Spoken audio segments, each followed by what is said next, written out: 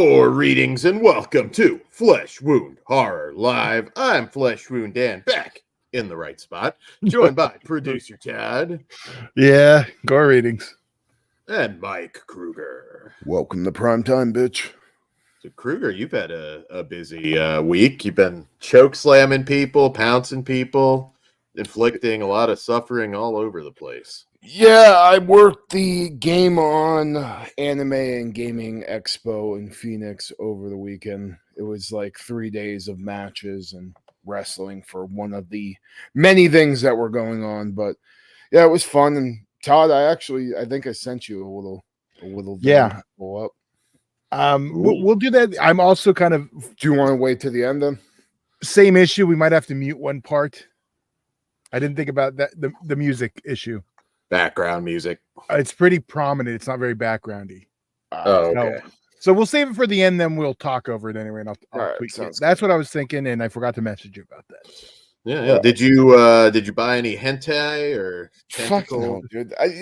Honestly, I kind of wish I would have stayed around more and fucking no, not bought hentai, but they had like a bunch of arcades and like pinball machines that you brought out, and it was all free when you were like got a mission into the fucking thing. So they had like the only arcade game I played one of the kids on Mortal Kombat 2 for a little bit, but other than that, I didn't really look around or anything because we were kind of in and out. We had like a time constraint because one of the guys in the car needed to go back to work each day after we wrestled. So yeah, that wasn't fucking fun. But I'm excited to do it next year. It was a lot of I love doing spot shows. I haven't done one in a really long time, and it's just cool to kind of go out there, try some new stuff, fucking not a lot of pressure, and you know, I got to choke slam some fools too, so that was fun. Double choke slam, yes, that looked good. That's cool. You got to go. I've got full and new stay tuned. Nashville We'll check that out at the end. Yeah. I got some clips we'll show you at the end of the show. But and Alien Romulus will be reacting to that trailer tonight. Yes. One thing I did want to bring up though was because Late Night with the Devil comes out tomorrow in some theaters, and I was on Twitter and I saw that it is getting a little bit of controversy from a few different users on there. Apparently there's AI all over like the cutaways in the movie, according to a review, and I'm very curious to like how specifically it says there's AI all over this, and the cutaway will be right back network messages and commercials. I don't know what that means. I don't even know what the fuck that means, but it's kind of getting there's like a few different just AI images. Is that what that's trying to say? Okay. Yeah, so I'm very curious to see if that's going to be noticeable or what that entails. So yeah, that comes out tomorrow. If I see some AI audience members, I am going to be a little bit upset, but and also Immaculate comes out tomorrow, which I've heard nothing but good things about. So I have a double feature of Late Night with the Devil and Immaculate. Well, unfortunately, I got to wait for Friday on Late Night with the Devil. I got Ghostbusters and Immaculate tomorrow, though. So okay, we're all doing opposite. I'm doing Late Night with the Devil and Ghostbusters tomorrow, then Immaculate the next day. Ghostbusters is. I'm waiting till the discount day on Tuesday. We've got a stacked show tonight, but a stacked show next week. It's almost all theatrical. Yeah, I still need to get my Winnie the Pooh Blood and Honey tickets. No, you know what's selling extremely fast are those Spider-Man tickets. Like the day they went on sale because they're replaying all the Spider-Man. Oh, and really? Like the first trilogy, or like you can't get one. You can still get some for the Garfield ones. Those are the only ones I looked at because I'm like, I'd watch the first two in the theaters again. I mean, I'm a big fan of the Sam Raimi Spider-Man movies. Even 3 I can tolerate, and I think 3 is just laughably bad at areas too. Yeah, well, yeah, but I mean, you can see it's his sense of humor, though. That's yeah. I'm pretty excited for basically everything coming up Winnie the Pooh, Blood and Honey 2, which will segue into something I wanted to talk about here in a second. But yeah, and the mystery movie. We got the mystery horror movie too. So yeah, I think it's gonna be Sting. Yeah, that's the big guess, because I know Cinemark is playing it the same day. Yeah. Like announced, they've announced it as an early screening, I guess. So the people are kind of thinking that this might be it. Which one is Sting? The spider one. Yeah. So Okay. I'm cool with that. It's like a month early, or almost. It's like 3 weeks early. That's kind of Sting comes out in like mid-April, so that's the only thing that like makes me think it might be. But the fact that they're doing it at Cinemark, like, okay, maybe it is a thing. You know what I mean? Yeah. If it wasn't for Cinemark, I'd be like, I don't know. That seems like a stretch. Yeah, I'm still debating if I'm gonna go or not, because like, No, you're gonna try to make one. Well, I would go, but my girlfriend can't go because she's working. So I'm like, if it is Sting, I'm gonna end up having to go back and watching it anyway. So right. Well, the one good thing is, we'll know 3 hours early, so you can make a final decision at 4:30. Yeah, let me know so I could fucking Because if it isn't, and it's just something random, then I'll definitely. I've canceled the many non-horror ones because I find out what it is ahead of time. I'm like, yeah, fuck that. I don't care about Arthur the dog or whatever his name is. Dan, you had something that I have a visual. I got it already. So. Oh, okay. Which something did you want me to? Well, actually, before you get to the visual, I did want to say rest in peace, M. Emmett Walsh, an icon. Actor you've seen in everything. If you watch movies, you've seen M. Emmett Walsh. I mean, Blade Runner and just everything. I just wanted to say rest in peace. If you don't recognize the name, give us a popular one, Dad. You just give us Blade Runner. Go fuck yourself, Todd. Blade Runner. Nothing else needs to be said. He was in Blade Runner. What's its box office, Dan, for both films? Blade Runner is an enduring science fiction classic. Okay, but I think more people are going to think of other movies than Blade Runner when they think of them. All right, well, that's what I'm rolling with. So you can name another one. Fuck you, Todd. Don't shit on Blade Runner. Yeah, great actor. Seemed like a really cool guy. I never got to meet him, but I wish. Thank you. See, Cliff Booth gets it. He hated those cans. Goddamn right. The Jerk reference, Dan, if you didn't get it. The Jerk with Steve Martin. I haven't watched that in a long time. I remember you did it on Farce. You should. Like, it still holds up. It's great. Yeah, it's been at least a decade. I need to revisit. So Todd, the controversy first. I guess both have controversy, but I assume you want to do that one first. Well, you only sent me a picture for one, Dan. So okay. So at 90s Con convention in Connecticut, there's some online controversy stirring because for your photo op for the Thelma and Louise reunion there with Gina Davis and Susan Sarandon, they specifically put up a barrier so you're not really standing next to them. You're kind of behind a wall. If they did the plexiglass like quarantine, it wouldn't be as bad. Yeah, but it's not quarantine now. All this is reminding me of is all those pictures of fucking Sasha Banks and her fans on Twitter. Have you seen that shit? Because like apparently Tony Khan went on this news station with her and was like, she loves the fans, blah blah. So and everybody started posting pictures of her like 12 feet away from any fan asking to take a picture with her. Yeah, I mean, it just seems. I mean, number one, you can't claim safety because if you're a dangerous person, hey, it ain't hard to knock down the fucking boxes.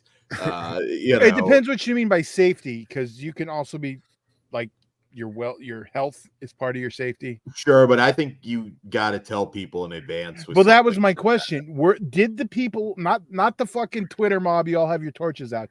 Did the people who pay for this know? That's my question. No. Well, at least several people are saying they didn't. Some people raised hell and did get refunds, so I'll give them that. But feels like a Susan Sarandon call to me. I see. I know Ghost was saying that they don't have anything to do with the setup, but that was intentional. That is more likely an agent. Maybe not them. Yeah, that's yeah. I would say more likely an agent. But I don't know. I feel like, you know what? I can understand, hey, please don't touch the celebrities in some cases. I guess I get that. But if I'm going to pay, and I could, people were throwing out different prices, so I'm not sure exactly, but a lot. I'm not going to stand behind boxes. I feel like I'm being disrespected. I'm gonna be like, fuck this Godzilla style. Just press those buttons. Be like, this is the cliff you're going over, bitch. I loved you at the long kiss goodnight, and just bear hug her. Hey, speaking of Godzilla, by the way, he was made a police chief today in Tokyo for a day. Oh, shit. Watch out, criminals. Yeah, Yakuza's fucked. But I don't know, for premium prices like that, I think you got to just bite the bullet and stand next to it. I mean, or say ahead of time there will be a barrier. If you pay it at that point, hey, that's on you. I don't know why you would, but it's when you find out they both had a severe case of crabs and they were doing everybody a favor. Some strong crabs just jumping from their crotch to you. This it looks like it should be the Howie Mandel photo op with all that fucking face. Is one of them a germ freak too? We don't know. No, was it just awesome. them? Or as far as I know, just them. Bitch, in the 90s we didn't give a fuck and you kicked that shit out of the way. That's yeah, I don't know. I didn't hear anything about them being nasty or anything. They both supposedly were nice. Just I don't know. If you wanted the end, also speaking of the 90s, with not spoiler, not really review, but I do have a couple things I want to mention. Maybe a rant on Snack Shack. Oh, nice. I wanted to see that so bad, but well, I was going to save it and do an actual review, but I'll just do my rant part. Well, you can do a review if you like, brief review. You liked it, obviously. I said I had a rant, Dan. Did you not hear that part? Okay. Well, you can rant and review, can't you? Well, you got to stay tuned and find out. Dan tried to get me to answer the question now. All right, Todd, not breaking with the snack review right now. That's fine, Todd. That's fine. I will talk, Todd, the most important thing in the history of cinema, by far bigger than the Marvel DC universe. We have the Pooniverse. It's coming.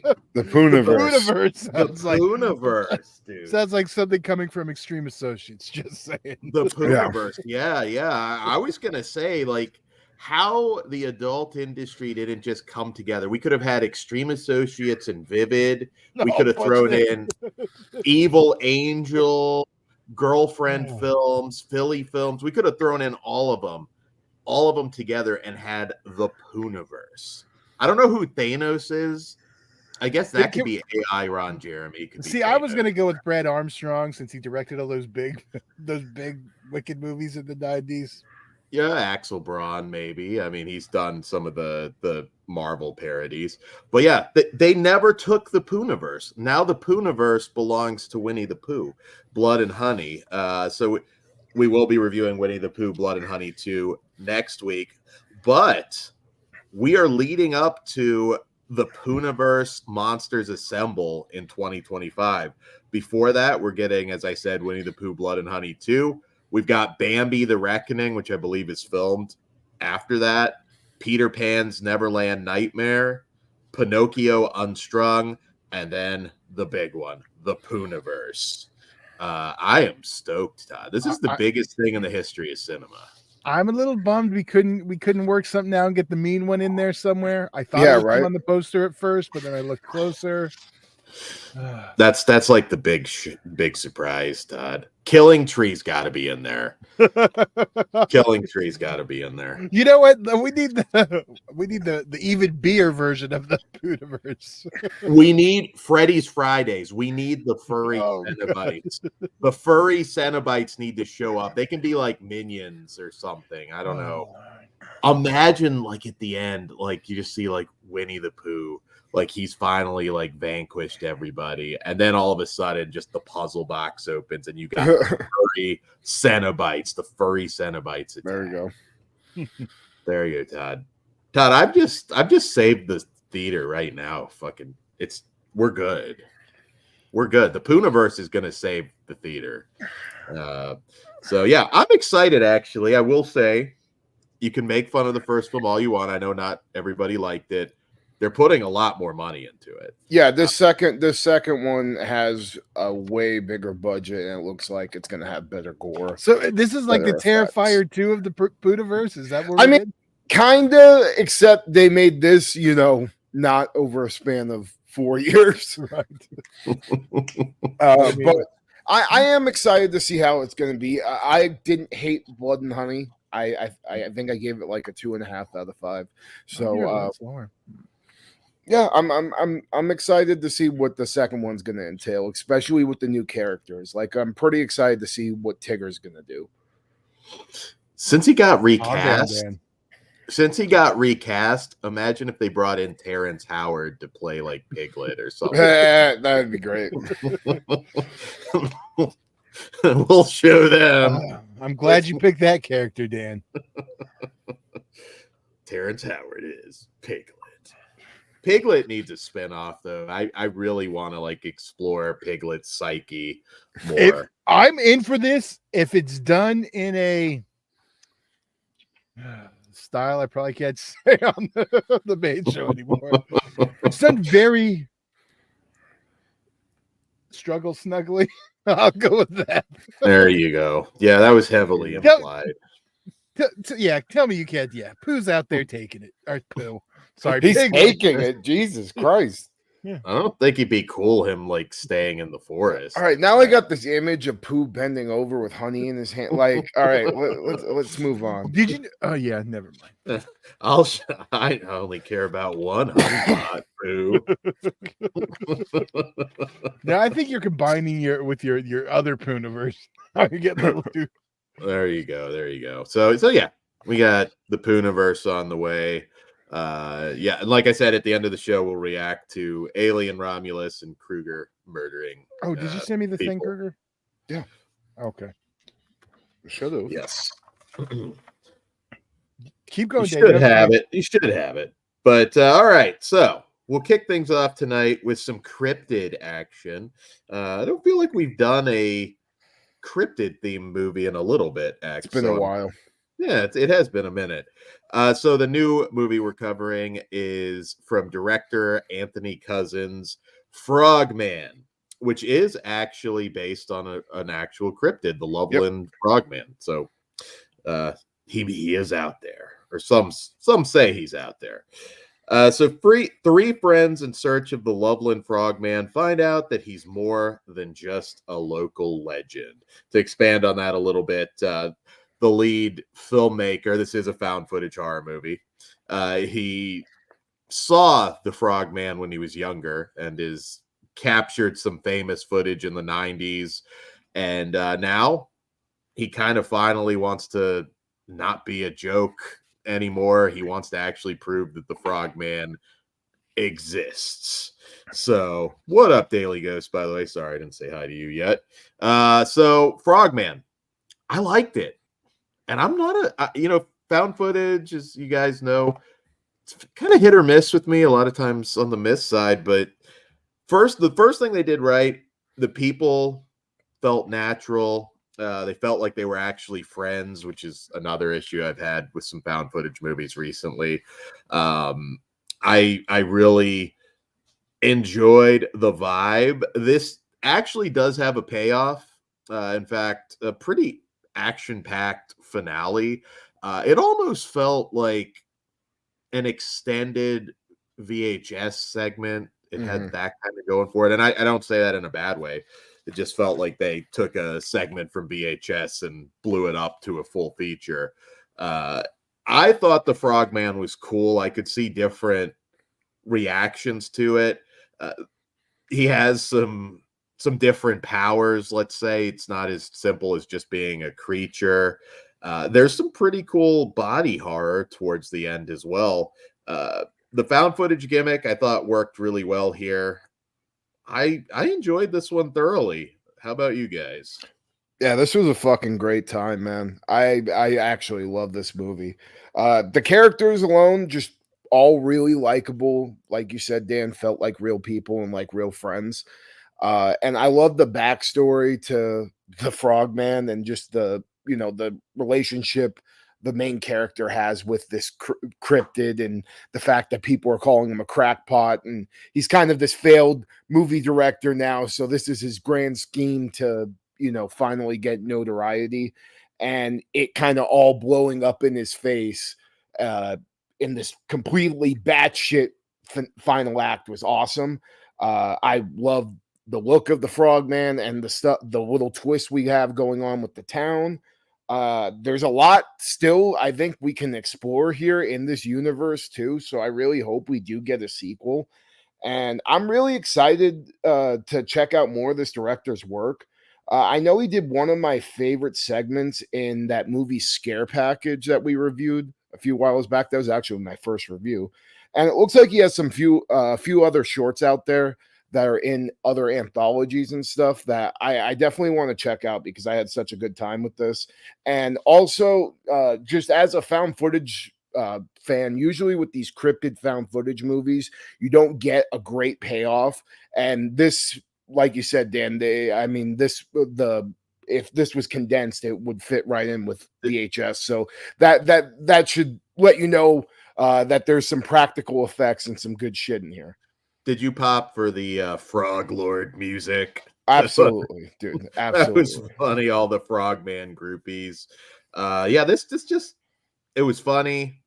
It was, it was actually pretty scary towards the end. I really liked the world that they created for this one. I had a good time. I could see somebody maybe bitching because Frogman's essentially just a human-sized frog, but that worked for me. He wasn't some CG thing. Like I thought it was cool.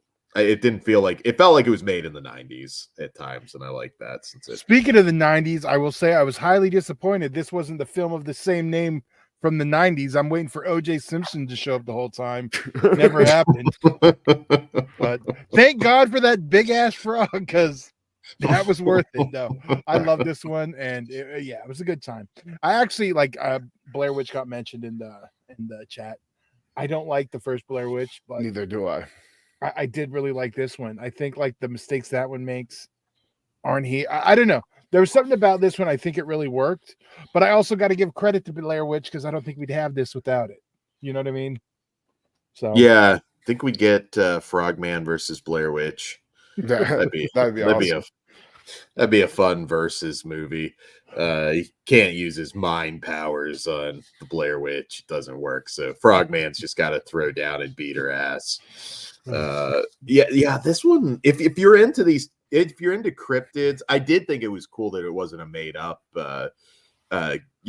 character like the Blair Witch. I thought I want to do some deep diving, maybe watch some docs on the Loveland Frogman. There is stuff out there. I mean, he does have a wizard sword too, or a wizard wand. A wizard wand. That makes him a little less intimidating. I feel like just fucking you got mind power. Yeah, until he says alakazam and you shit out your fucking lungs. How tough Bigfoot gonna look with the little fairy wand running around in the woods? I'm just saying, more like Bitchfoot. That you needed to cast. That's an Ice Cube line. Okay. More like Bitchfoot, and then. Then just have him like chase the fucking car. Slash Home Video says he's a LARPer. There you go. Yeah. All the Frogman wanted to do was just like hang out with the D&D kids, and everybody freaks out when he shows up. Remember that clip of that guy? It's like fire spell, fire spell, fire spell. That's just a LARPer. It's a LARPer. Yeah, this one hit right. This one was a ton of fun. I really enjoyed it. I think most of you out there probably will too. So what do you rate it? I'm tossed up between a 3.5 and a 4. I'm gonna give it a 3.5, but there's definitely some room to grow, and I already want to watch it again.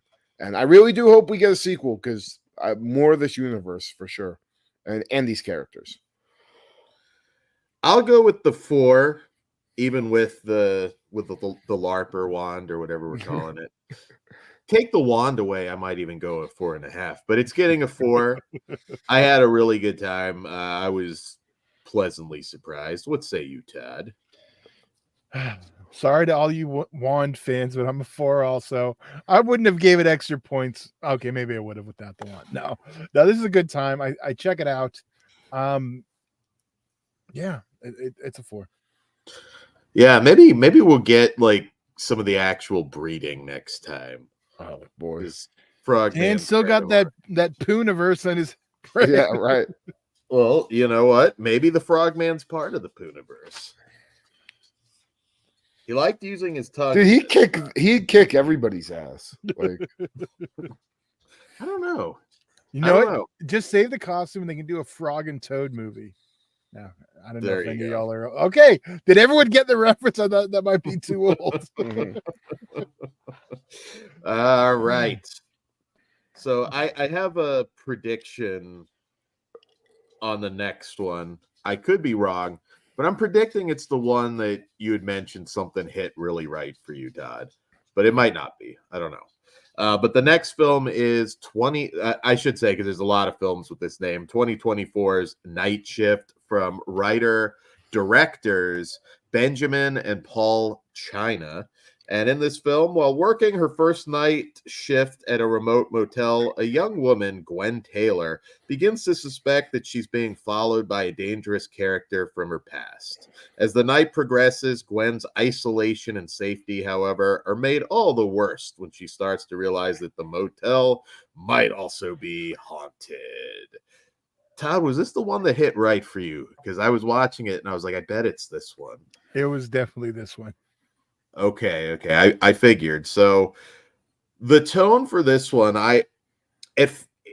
this one really blends comedy and suspense quite well. As we get to the end, it's not exactly original when we get to some of the twists, but goddamn, I enjoyed the ride. Phoebe Tonkin, who plays Gwen, is running from something. And yeah, they do a really good job of building up the suspense, the car that keeps driving by.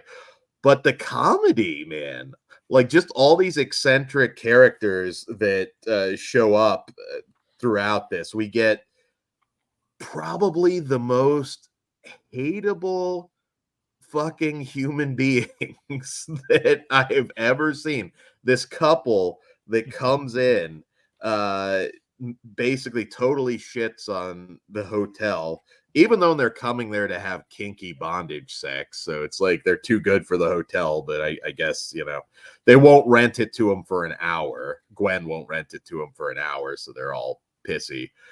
Played by Warner and Birdie are the character names, played by Patrick Fischler and Lauren Bowles.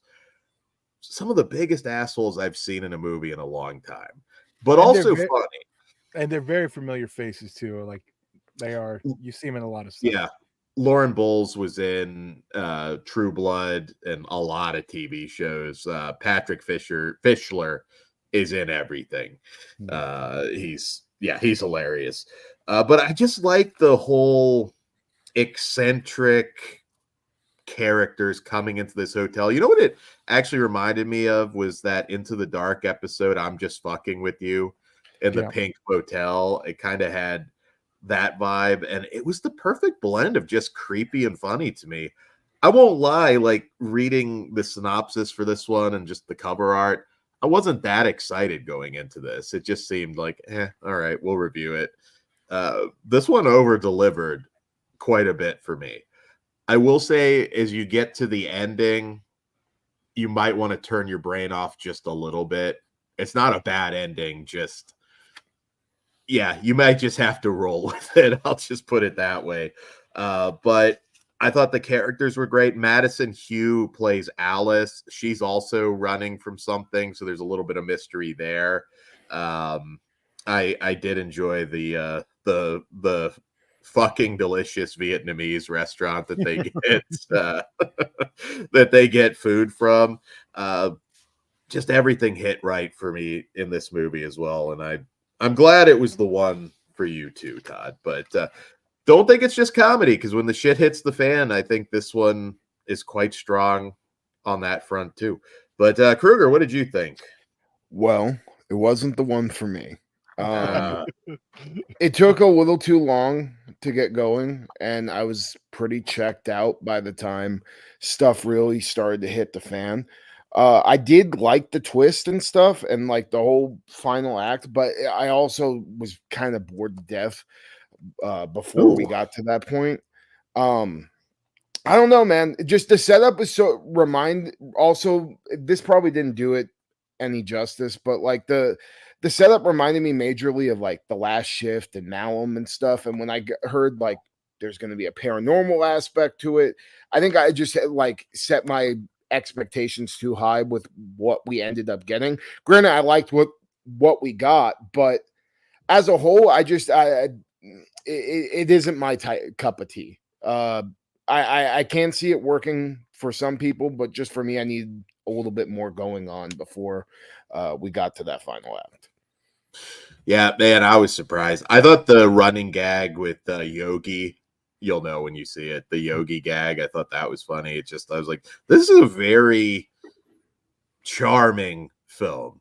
And that might, again, that might not sound like I'm selling it, but it was tense. It was funny. I thought the characters were great. Some familiar territory again as we get to the end of there's definitely a feeling of familiarity, and I don't think it was in a bad way.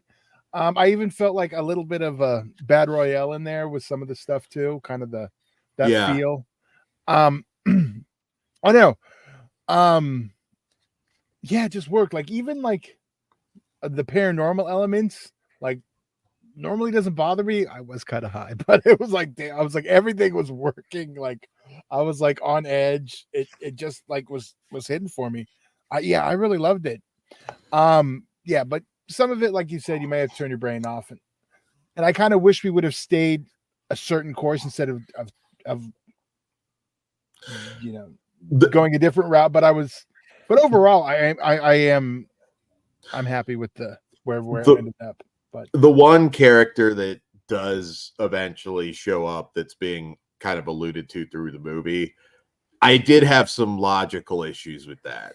So I don't want to say it's perfect as far as the storyline, because I was sitting like, there might have been a better way you could have that was part of accomplished your goal here. Safer way too. Yeah. But honestly, it was strong enough. The characters were strong enough that I was able to overlook it. Yeah, shockingly, this might be one of the biggest surprises for me this year so far. Bland cover looks like everything else you can find on Tubi or this or that. Yeah, that's the problem. Yeah, and I don't understand what the hard on is with this purple hue this year. It's like seems to be like, I don't know if it's a certain company that everyone's going to do for their graphics, but it seems like this look is very popular right now too for the poster. So it blends into every other poster there is. Yeah, it could be very easily overlooked, and that's too bad, because I think a lot of you guys in the chat, Chris, I think you'd like this. Daily Ghost, I think you'd like this too. Yeah, I enjoyed it. Let us know what you think of this movie. Maybe we're overhyping it. I don't know, but it hit for me. Any closing thoughts? Check it out. Yeah, I loved it. And get yourself some fucking Vietnamese food some foking Vietnamese food. There's a little Psycho there too. Yeah, there's a lot. There's another movie that it also reminded me of, but if you've seen it, that'll spoil it. So, all right. Kruger, you're obviously the lowest one, so what do you say? 2.5 out of 5. Okay. Tad? I've been going back and forth on this between two. Come back to me. I'm a 4 because there are some logical issues here and there, but and 4 is a very high rating. I had a blast with this. Yeah, I'm at 4.5. I may go higher. I've already been itching to rewatch it. So there you go. Yeah. All right. So that's where I'm at. With as many movies as we watch, if it's warranted revisit, I will be picking up a Blu-ray if it gets one. Yes. So I am I'm eager to check it out again at some point as well. All right. Maybe there's something about that sort of night shift concept, maybe even just a motel in general, just all the quirky, eccentric characters that you come across at 3 a.m. in the middle of nowhere. Something about that. All right, so our next film is from director James Rich, and it is Followers. Before we do that, I feel like kind of an asshole because Pug sent me his ratings and I forgot to give it to you on the last one. Oh, so I'm just we didn't really have time for a bunch of notes this time. Okay, he didn't do video or anything. No. So Frogman, he was 2.5. Oh, really? I thought he'd go higher on that. And night shift, he was 3.5. Been there, done that, still entertained. So that one he had a little note on. So okay. So cool. I will not forget on the other ones. He did not. There you go. All right. So Followers from director James Rich. So a year after surviving a brutal attack, a social media influencer and her friends find themselves once again in the crosshairs of a dangerous and relentless dark web cult, thirsting for retribution and willing to stop at nothing to get it. So this is not don't hold your cards too close. Not exactly a sequel. It's kind of like it's more like it's basically like what they do with fucking I'm trying to think of the what they did with like Malum. Like it had like a better budget, so they remade it. I was thinking Evil Dead 2, but it's they used scenes from the first one, so it's so it is closer to Evil Dead 2 than 2. Yeah, kind of like a mix. It is not Evil Dead 2. I knew you were going to yell that. I'm just going to apologize in advance because I fucking saw that this was a new Screambox movie, and then like within the first 5 fucking minutes, I was like, "Oh shit! This is like the sequel to that fucking one movie I hated a few years ago." So I just want to know if you think this one was better or worse. This one is definitely better, but that's not saying fucking much because I still kind of hated it. The characters are stupid. The fucking villains look goofy. They look like super cheap furry rejects from a convention. Like, God, I get the concept. I actually kind of like the concept, but just the execution with the acting, the look of the characters, the CGI blood splatter, the lackluster kills, it's fucking not my bag at all. I will say it did improve a little bit from Follower. I think I gave that like a 0.5 star. This maybe is a little bit better than that, but I don't know. If you didn't mind the first one, maybe you'll like this one, but that's still not saying much. There's a lot better movies on Screambox that you can check out and spend your time with rather than this. And I think just about anything on Screambox is probably worth your time than watching this shit. Yeah, I mean, the incel slashers, it didn't quite hit. I think they could have made them a little more intimidating. Yeah, intimidating, but they didn't feel like incels. It's a very, I don't know, maybe they were too clean cut to come off. Yeah, the community was stalked by an incel not too long ago from Pennsylvania, so it happens. And they don't look like the people in this. I don't know. Your own. Fuck you, Tad. So I don't know. I just thought it was just a very vague, like I said, just incel killers.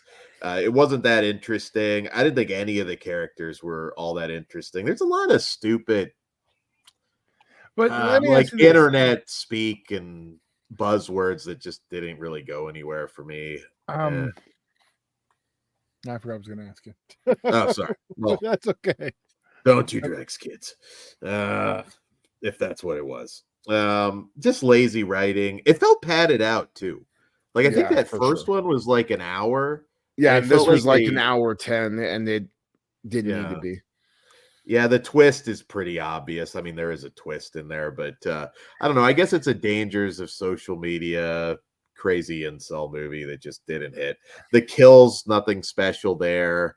I didn't feel much suspense. I thought the lead actress was okay. I thought she was fine, but overall, this one just didn't engage me at all. I felt like I had seen it before, which obviously I kind of sort of did. Yeah, no shit. Yeah, this one you can easily skip. I doubt it's gonna wow anybody. Well, you'd be surprised. I'm kind of I enjoyed it. I did it's much better than the first one. I see, and I wish I remember what my question was. It kind of followed up, but it like escaped my brain. Yeah.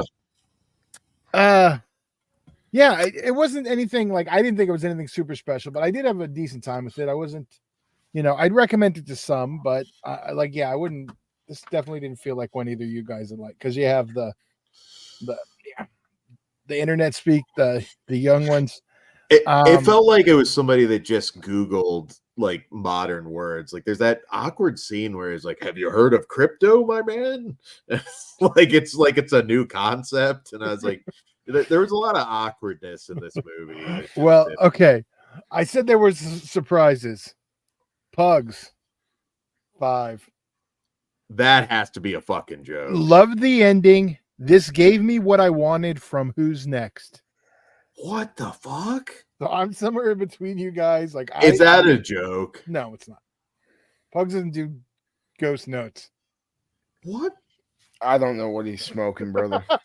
Well, we got find out next week. What this is a to be continued reviewed because Pugs has left us dumbfounded. Pugs, don't tell us till next Wednesday. Yeah, I don't. Pugs, I love you, brother, but first, Fog City. Now this. What's going on, man?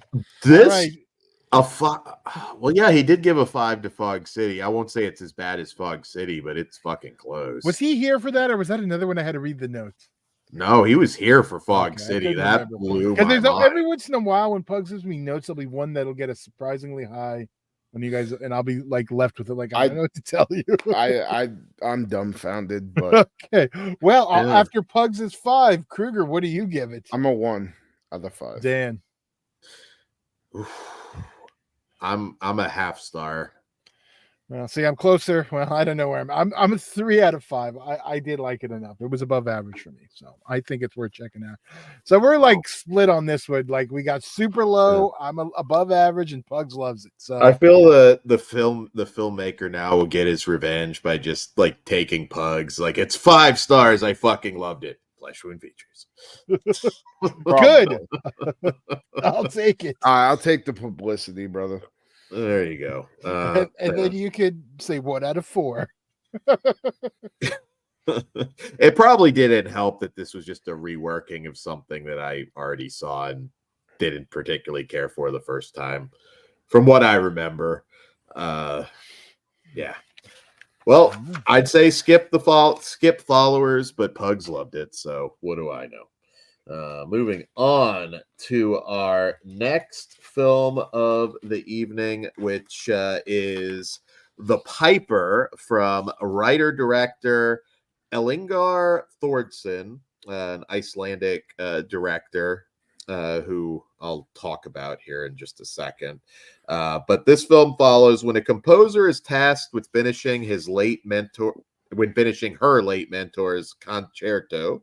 She soon discovers that playing the music summons deadly consequences, leading her to uncover the disturbing origins of the melody and an evil that has awakened. So this is a fairy tale themed horror, basically a play on the Piper, the Pied Piper. The Pied Piper, the Hamlin rat catcher, whatever you want to call that. Julian Sands is the conductor. I guess it's up for debate, but I think his last horror movie, at the very least, that he worked on, he does get an in memoriam at the end of the movie. Made me sad because I know we're kind of to the end of his filmography now, and he will definitely be missed. He does overact sometimes. I will say that in general about Julian Sands. Sometimes it works. Usually it works. I think sometimes he knows, like, yeah, I'm gonna go a little over the top with this one. So I first want to talk about the lead, who is Alexis, or no, I'm sorry. I got the wrong name on this one, but Charlotte Hope. Charlotte Hope, yes. So she plays Mel, and she's a great actress. She played Philippa Hawking in The Theory of Everything. She was, I know she had some kind of, she was one of the nuns in The Nun. Not a good movie, but she was good in it. Miranda for you Game of Thrones fans, and she was in a really good series. I think it was called The Spanish Princess. Just a great actress in general, and she's really good in this. She has a special needs daughter who's hard of hearing, which kind of factors into the plot, as you can imagine, with this music that makes everybody insane. I thought this director did a really good job. Visually, it's a good film. Visually, it's really good. Creepy, very strong final act. We get some nice gore, some effects, and I thought the villain, the Piper, looked really intimidating and cool. It kind of almost felt like it had this Nightmare on Elm Street You could, yeah, sort I of vibe to it towards the end, as far as the look goes, and everything. There's been some recent films with similar plot lines. We did Cello, the Saudi Arabian horror movie with Tobin Bell, that I didn't care for too much.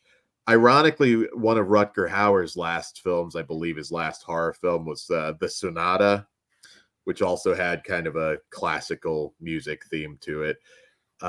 This one caught me off guard too, because I was not expecting much. I didn't like Julian Sands' last horror movie that much that he did. So I was kind of happy to see him go out on a strong note. There's some typical horror tropes in here, but it was a fun ride. I really enjoyed it. I thought it was atmospheric and I had fun. The director also did another sort of fairy tale themed horror movie called The Child Eater that was actually produced by I like Child Eater a lot. There's a short and then there's a feature. Yeah, Perry Nimroff, a fellow YouTuber, I believe. I know she produced that. I like this. I thought it was really cool. The school bus scene, I thought that was really well done, and the CG was pretty strong with some good makeup effects as well. What did you guys think? I didn't really care for this movie. It's kind of been there, done that for me. It is. And I also was kind of bored to tears in this movie too. The final act does definitely deliver, but just for me, it was too little too late. I don't know. I get the Nightmare on Elm Street vibe for the Piper character, but I don't know. It didn't work for me. I didn't really care for it, nor with the CGI glowing eyes. I thought that looked really kind of hokey. There's a few scenes in here too where I think it could have used a little bit more gore. There's an off-screen kill that really put a bad taste in my mouth towards the end. The Piper makes this grand scene, and he's grabbing somebody's face, and then it cuts to an off-screen kill, and that kind of bothered the hell out of me. So yeah, I didn't really care for it. I can see other people liking it, but for me, it's just I've seen movies do a very similar concept way in a more entertaining fashion. Okay. What about you, Tad? I was kind of on the middle on this one. It was cool. I thought Julian Sands, as always, it was great to see him again. And in one of if not his last role in horror.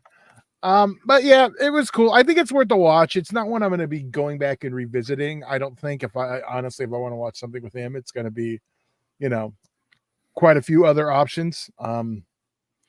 So yeah, I'm in the middle on this one, but I think it's worth checking out, especially if you're a fan. It over-delivered for me. I was really kind of expecting something kind of just generic and throwaway. And I mean, again, it has been there, done that, as you said. No big shocks here, but I thought I think Kruger said it's generic, and I said it's the kind of throwaway. So you got it right. I am stronger. I thought the mother-daughter thing I thought was very touching. I thought they had good chemistry. I thought the villain was creepy. It was cool to see Julian Sands chew the scenery one last time. I think he was good in this. Yeah, it's familiar, but if you're looking for a familiar kind of Nightmare on Elm Street-esque movie, I think you'll enjoy this. But the Piper's not cracking one-liners or anything. I'm talking early Nightmare on Elm Street. Although it would be kind of funny if you do Piper too, and he's like killing people with Q-tips. Well, it makes sense. I want CGI Roddy Piper. Oh, then it's a 5-star movie. Just playing the flute. Bagpipes, come on, we got to flip it out. I thought there was one great gore scene, and it reminded me of Warlock the Armageddon when Julian Sands is birthed out of that lady. But a similar scene with the Piper here with the head bursting out and then just the body getting ripped apart. I think fans of 80s horror like Nightmare on Elm Street will find something to like here. I enjoyed it. I had a good time. All right. Well, moving along at a good pace tonight, gentlemen. We should rate it first. Yeah. Gentlemen, what say you? Since you'll be lower. I'm a 1.5. Ooh. I'm a 2.5. I'm average. I'm a 3. Yeah, could have added a little bit more for some more originality, but I had a good time. I will probably pick this up at some point and add it to the collection. I enjoyed it. All right. So that is the Piper. What do we got next? The Seeding, which could be part of the Pooniverse, Todd. It kind of fits. What? The Seeding. As in a nut, Todd. Do I have to spell it out? Okay, I get that, but why would they? Oh, see, I had the other Pooniverse, not the Pooniverse. Okay, got the Seeding. And honestly, in that Pooniverse, you don't want the Seeding, Dan. Come on, you get that's. It could be like Piglet the Seeding. It makes sense. You want the pull out. Come on. There you go. All right. So the Seeding is from writer-director Barnaby Clay. And this film, in this film, we follow a man who finds himself trapped in a desert canyon with a woman living off grid who is captive to a pack of sadistic, feral boys.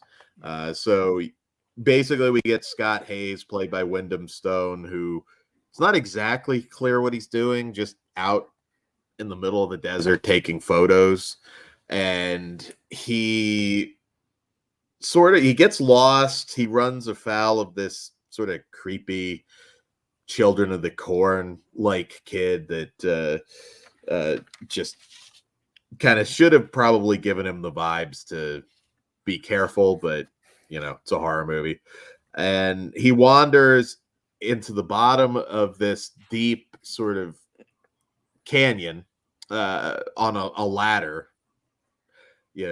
Again, some questionable decision making going up to this point, and ends up stranded at the bottom of this canyon with this woman, played by Caitlin Scheel, who I've seen also in a lot of stuff, and she's always very, very good. So that's the gist of it. He's trapped, surviving with this woman. Plot is very thin in this one. A lot of it's left up to your interpretation. It's very similar, and I know I'm getting in the weeds here with this one, but very similar to a movie called The Woman in the Dunes, an Asian film. Also, I might be getting this name wrong, but it was Stacy Keach starred in it, and Samantha Agar, I believe. And I think it was a TV movie. I think it was All the Kind Strangers, I believe. Could be wrong on that name, but I think it is All the Kind Strangers. Similar story beats there. So if you've seen those movies, you might know what to expect. I was thinking more of a Hills Have Eyes knockoff. That's not really what we get here. It's It more, it definitely has the Hills Have Eyes aesthetic, but yeah, not in plot for sure. Other yeah, than not, people just living in the middle of the fucking desert, but yeah. It's got a, it's more of an art. I don't want to say full on art house, but it does have more of an art house vibe to it. it's very artsy. Yeah. If you're going in expecting, the Hills Have Eyes, you're not going to really get that. I know this director, this is his first feature, but he's like a music video guy. I know he's done stuff for Rihanna and a lot of big stuff like that. Apparently, one girl that shows up is some kind of a pop star in France or something. I don't know. Um, I'm kind of on the fence with this. It held my interest for a while. I liked the actors. I kind of feel like the message is kind of a vague sort of toxic masculinity thing that they're going for. Like I said, it's all kind of up for interpretation. Ultimately, when we reach the final destination of this one, I didn't love it. I felt there were plenty of opportunities for him to make some different decisions. I don't want to spoil anything, but I needed just a little bit more. I felt like this one was asking you to put too much together. I love ambiguity and horror, but this one, I just, it's one of those ones for me. I felt like they needed to give me a little bit more. Um, yeah. I don't know. What about you guys? It's beautifully shot, but it didn't quite engage me as much as I hoped. Surprisingly for me, I dug this one. I didn't love it or anything, but I think just the aesthetic and the setting alone really worked for me. Like the thought of being stuck in this fucking pit while these like, hillbillies motherfuckers above you are fucking with you, and you only have like one source to get any type of food or water or anything.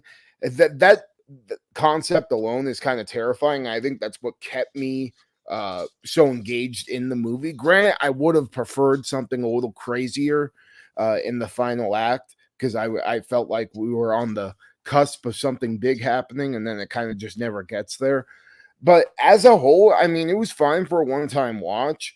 I think if you do like the aesthetic of Hills Have Eyes, as far as like the thing of being in the middle of the desert, having like these feral looking humans around, it doesn't quite get to the that type of movie, but I think there's definitely inspiration there, so fans of it can draw something out of it, and I think I did for sure. And but again, I probably would never rewatch this movie ever again. But if you do feel like checking out something new and you like that aesthetic, you may have something here for you. You know what hurt it for me? Sorry, I was muted. The modern setting hurt it for me because I was like, okay, so nobody has come across this. We've seen other people have been in this location. Nobody's figured out like, oh, what the fuck is this random house at the bottom of this canyon? He's obviously not that far away with his car. Other people have been around. It just, I don't know. A lot of it just didn't make sense to me. And they could have gone different directions where maybe it wouldn't have had to, but I think this would have benefited from not taking place in modern times. I don't know. Maybe it's just me. Todd, did you enjoy this one? I would rather be watching Wes Craven's The Hills Have Eyes Part 2. To be fair, I do like that one still, but yeah, I don't know if I go that far. Well, I would. At least it has a better soundtrack. Yeah, no, you mentioned the music video. If we would have took each one of those segments and we were like 5 minutes the length of a music video and the whole movie was around 25, I think I would have liked it. But yeah, it didn't work for me. I was bored too much. Yeah. We do get a little bit of nudity though from our lead actress. That was nice, but Yeah, I don't know. not even half a chub. I needed more conflict because there's one point where I'm like, why don't you just grab one of these little bastards? Especially, there's a certain point in the movie I'm just like, just grab one of these little fucks and like maybe take a hostage or something. There's a lot of some spoilery stuff that I felt he had opportunities to maybe get out of this. I don't know. It didn't engage me like I thought it would, but it's well made. It's pretty to look at, but you don't want to spend the night. He didn't even get the lotion in the basket. You didn't get the lotion in the basket. These are modern kids. They probably would have had him do TikTok dances, you know. It shouldn't have been like, they shouldn't have been like dirty at all. It should have just been like annoying fucking TikTokers. You could totally rework this movie. Dan's making it to his nightmare. Yeah, right. I would rock that movie because the revenge portion would be so fun. The trick is, it's not really a movie. We just threw him in a hole with. I just wanted to see him like get a hold of a rock and just like fucking hit one of them and make them fall down. That would have been so. See, this is why Dan had more fun. He pictured his own movie. He was in the hole and he's throwing rocks and TikTokers. All right, you little bastards. This is for Megan is Missing. 5 stars. I'm gonna put you in the barrel now, you little son of a bitch. Calm down, Dan Schneider. All right, so I don't want to be overly harsh because it was interesting to a point, but I'm a 1.5. Well, I am a 3 out of 5, surprisingly. Oh, okay. I'll a 1. It looked pretty. It was fine. Yeah, I was hoping for more because the setup was good. Streaming, I'll go with. Catch seating on streaming, and this is not part of the Pooniverse. This would be the Iron Man 2 of the Pooniverse, or no, the Iron Man 3 of the Pooniverse, I believe. Whatever the fucking one. An underrated film that people like are starting to like. Iron Man 3 with Ben Kingsley. Yes, an underrated film people are starting to like. Who fucking likes that? I don't know. People are starting to turn on it. I see it every Christmas. Yeah, okay. Well, good for you guys. They're probably TikTokers too. All right. So up next, highly anticipated, we've got from director Rose Glass, Love Lies Bleeding. So in this one, Lou is a reclusive gym manager who falls hard for Jackie, an ambitious bodybuilder who's headed to Las Vegas to pursue her dream. Their love soon leads to violence as they get pulled deep into the web of Lou's criminal father, played by Ed Harris. It's nice getting Dan to see non-horror A24 in theaters so we can actually talk about them. Well, Todd, do you want to go first or you want me to go first? Go for it, Dan. I fucking loved it. Rose Glass, who directed Saint Maud. Well, real quick. No. In short, Ben, is Love Lies Bleeding a horror movie? No, it would be the short answer.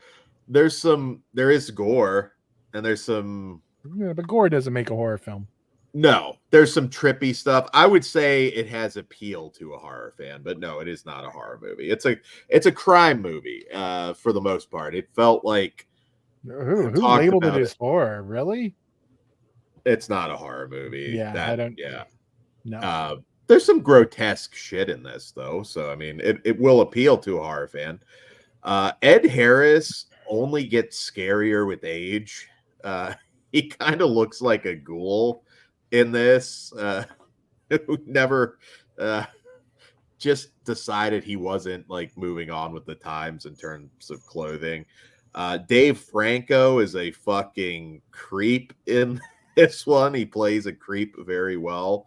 And I thought that Katie O'Brien and Kristen Stewart had great chemistry. There's some. I don't think it's as graphic as people are making it out to be, but certainly more graphic than normal sex scenes between the two of them. Yeah, That's uptight people. I will say best episode of She-Hulk ever. There you go. I thought she was great. I'm kind of curious to see what else Katie O'Brien does. If you like those mid to late 90s like crime flicks, or just 90s in general crime flicks, we had so many good ones. This kind of took me back to that. I think the romance side of it was really good. The actress that played oh God, what's her name? I don't want to say the meth head, but the she had that sort of an unhealthy obsession with Kristen Stewart's character. I thought she was a highlight. I really enjoyed her in this. And also very beautiful too. If you look her up, they did a good job of kind of making her look really methed out. She was on a show I used to watch, a sitcom, Superior Donuts. That was probably about 5-6 years ago now. Okay. Yeah. With Judd Hirsch. Oh, sweet.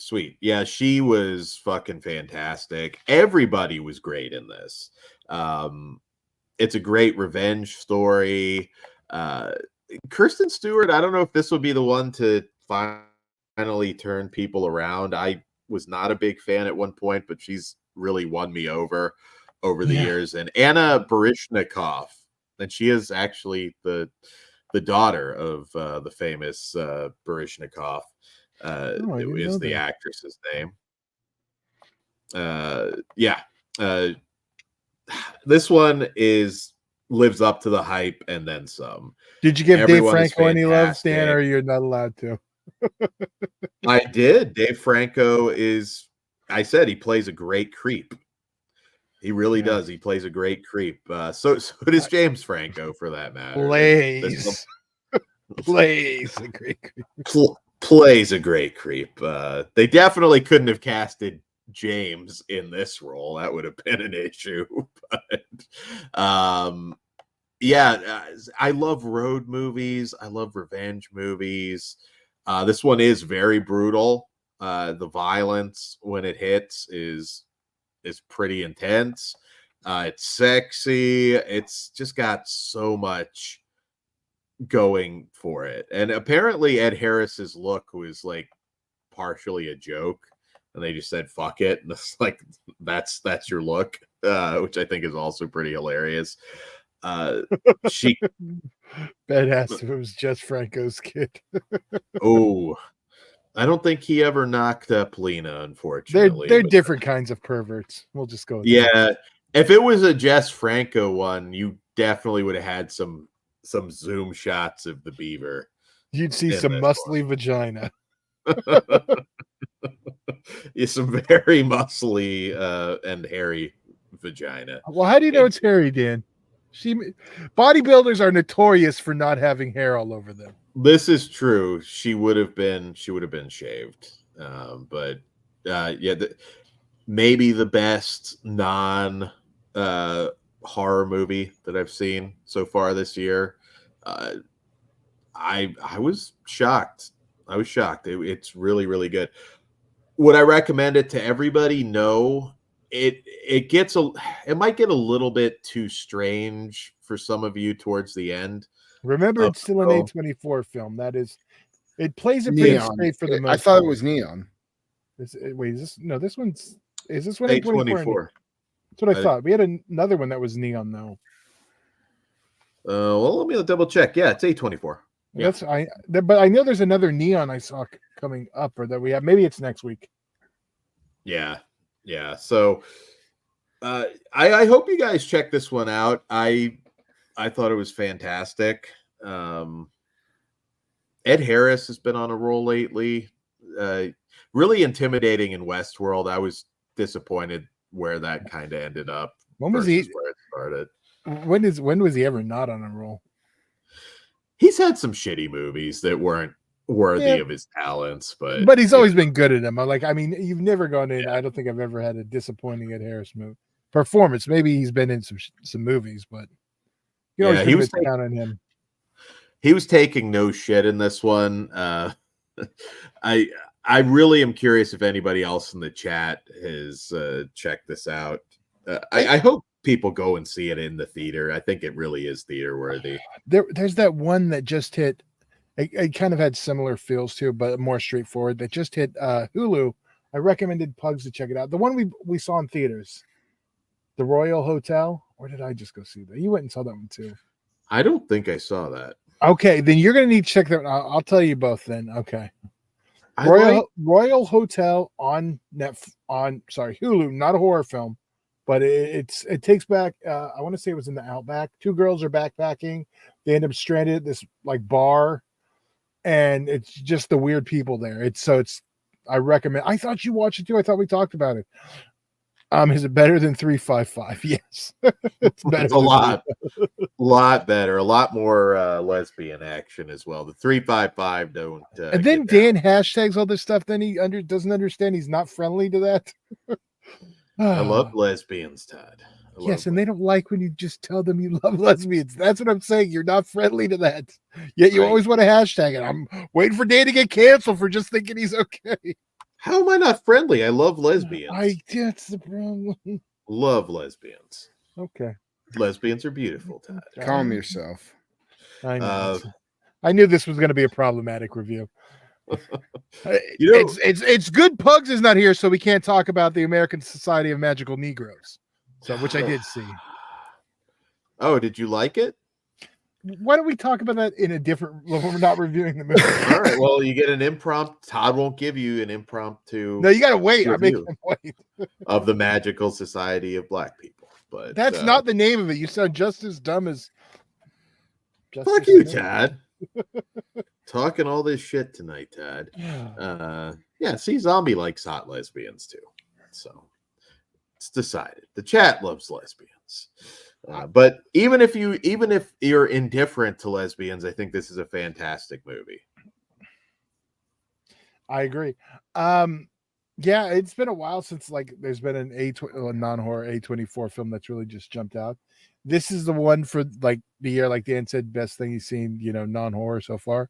Yeah. I can't argue with that. It is, and it does play it a little straighter than most A24. To a certain point, I'll say that, and I think really just that one bit at the end that, and I know people. We'll see how it plays. I'm curious. I think it's not too over the top, and people will be able to understand what it means versus, you know what I mean. It's grounded in reality. Yeah, I'll put it that way. There might be some exaggerated violence here and there, but. If you are a horror fan, there's all this stupid shit. Like apparently they're saying some people passed out at screenings. I'm like, it's not that level of violent. It's a very R-rated movie, but I've talked about my favorite A24 screening, but they built this up to the point where I was like, my God, are we getting like a nymphomaniac type thing? Like Kristen Stewart's going to go knuckles deep in her on camera or something? Like what it's not that much, but there is a good gore scene involving a coffee table. So there's something there for the gore hounds. I think you'd like it, Kruger. Yeah, I thought about seeing it, but couldn't get to the theater. Gore level, it reminds me, without getting too. We're looking like end of. Well, I don't want to say no. I'll tell you that off here. Okay. The kill is it's reminiscent of another movie. Oh. Okay. I'm actually curious which one you're talking about. So Rose Glass, another classic on her hands. I am 5 stars. Yeah, I am also 5 on this one. Yeah, check it out if you can make it to a theater. If not, when it hits Max. And if you haven't seen Dream Scenario from A24, that did just hit Max also. Favorite lesbian scenes in the chat. I purposely did read that one now, Dan. Save it for a post show. Okay, fine, Todd. Well, we will do an entire retrospective. Yeah, you need research. You can't put that on Dan with no prep. He's going to need citations. He's going to need covers. It's going to be a whole thing. Dan, you can prep that. You might get a whole documentary. It might just be the history of lesbian cinema. with the Hat Man. And then Dan's going to hashtag it all the wrong ways and get us canceled. The fuck, Todd? All right, so 5 stars. Oh, we're gonna react to a trailer. We're gonna react to a few things. We didn't have to jump right in. Okay, sorry. Well, I'm sorry. We can take our time, Todd. At your leisure, sir. We finished earlier. I don't know. I'm trying to figure out what we're gonna do first. What do you guys want to hear? Rant? You want to hear? I can talk about Shake Shack. We can watch the trailer. Rant. Oh, okay. Okay. All right. 30 seconds. I gotta go to the bathroom, Todd. And it's all that anger Jesus that you fucking brought out of Christ. me. Go. I gotta go to the bathroom. I'm getting old. I'm sorry. Go, you Right old back. fuck. What can we play while Dan's gone? I don't know.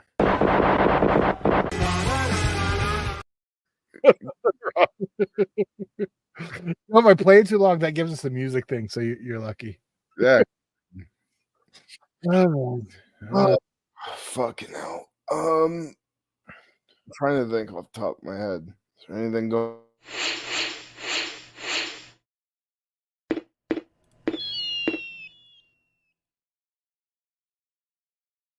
our What the awesome fuck? pyro. Yeah, what the fuck was that for? I don't know. Shake Shack over In and Out. I mean, I can't do that.